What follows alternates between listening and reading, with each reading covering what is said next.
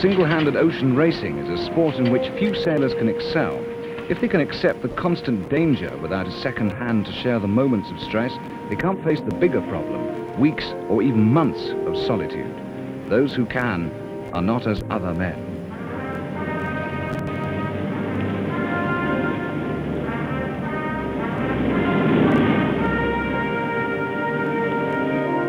Single-handed ocean racing as a world sport really began in 1960 when Colonel Blondie Hasler challenged the late Sir Francis Chichester to a race from Plymouth across the Atlantic to Newport, Rhode Island, 3,000 miles away. 4 men contested that first race. Held every 4 years, in 1976, the Royal Western Observer Single-handed Transatlantic Race, as it came to be called, drew 125 contestants and is now established as the World's Single-handed Sailing Championship.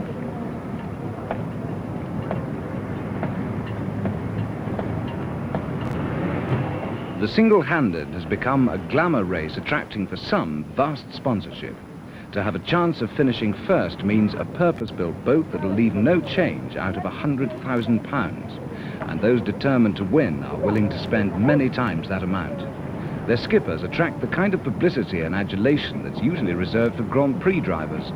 Such a one is Alain Colas of France, who drove the biggest boat ever sailed by one man alone. 236 feet, loaded with electronic gadgetry and costing £750,000, Club Mediterranee was favourite for the 1976 race. Due to the size, I had to call for a number of equipments to help me in the various things a sailor has to, the various chores a sailor has to deal with throughout the day. But none would help more than others. It's part of a whole. Perhaps I could name the satellite locator, or perhaps the computer, or, which checks the bilges for me, checks the shipping, checks the speed, checks the course, all sorts of things. Perhaps the various devices for the rudder, perhaps the solar cells and wind generators. Well, there are dozens of equipments one should name. I think the best asset is the mileage I have sailed before. The bigger the boat, the higher the speed potential. And the quicker you get across, which means you have a fair chance of being in the lead, which is the general idea when you're ocean racing minded. But there are still many sailors without a hope of winning glory, for whom the challenge of the Atlantic Ocean alone is sufficient spur. David Pyle from Plymouth is a yacht deliverer and sailing instructor by profession. If I had a big organisation behind me, I think I'd be getting quite worried now that they'd be expecting me to do well, to win or get a good placing somewhere. And at the moment I'm free to take my time over the race if necessary. But having said that, I will in fact be racing. I do intend to try and do as well as I can and get across in as fast as possible time.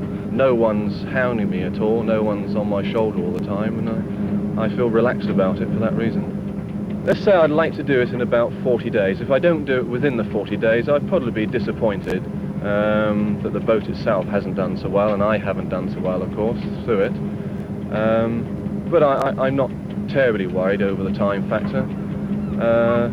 Probably the main thing that worries people on their own, I think, sailing is the lack of wind, and if you get no wind then you get very frustrated. And I think if I've taken a long time, I've obviously had many days of no wind, and I could be a screaming wreck at the end of it because of that.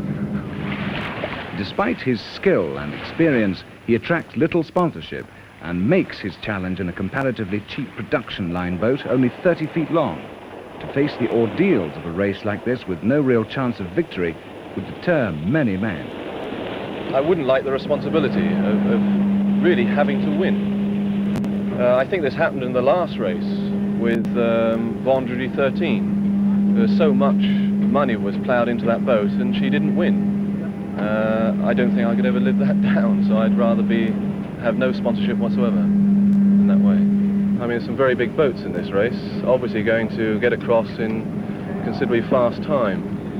But really, a lot of them are out for the race itself, especially the French at the moment. They're really all out to win, where most of the British competitors are just boats like ourselves that just want to sail across for the fun of it, and the fitting out of the boat, etc., is made for comfort rather than out-and-out racing. For some, success was an expectation, confident in their expensive, specially designed boats.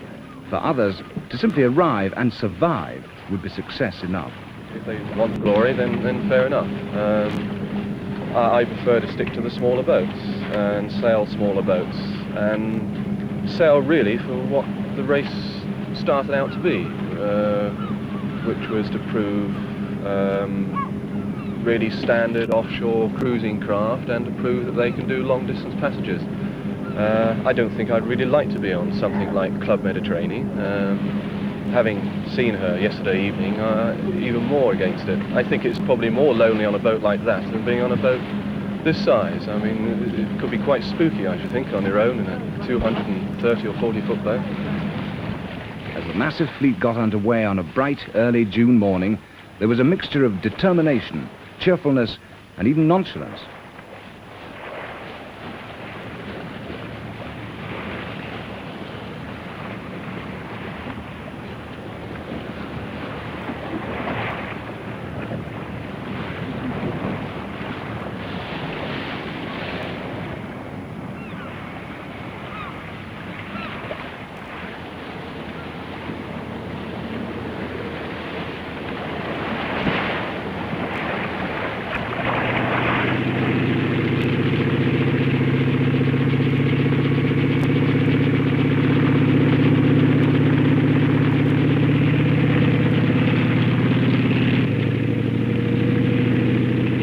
No matter what their chances, all face the common enemies of danger and loneliness.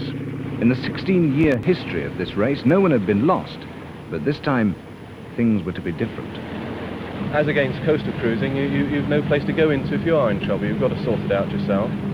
For that reason, as for any voyage I've done in the past, I spent many, many weeks, in fact months, just thinking of all the possibilities that could go wrong, and then carry with me the various spares necessary to put them right. And I think now we've got everything right. We've done sufficient trials on the boat to know that we'll probably not get into any trouble. If we do, we've got the equipment on board to deal with it. So I'm not really too worried about it. She's a small enough boat to handle very easily on my own and to be able to sort out any problems. Ahead of them lay some of the most terrifying storms the Atlantic has to offer. 2 men were to die, including Britain's main hope for victory, the ill-fated Mike McMullen, who with his lightning-fast trimaran 3 Cheers sailed away, never to be seen or heard of again. But all that lay ahead. For such as David Pyle, it was time to prepare to face the Atlantic.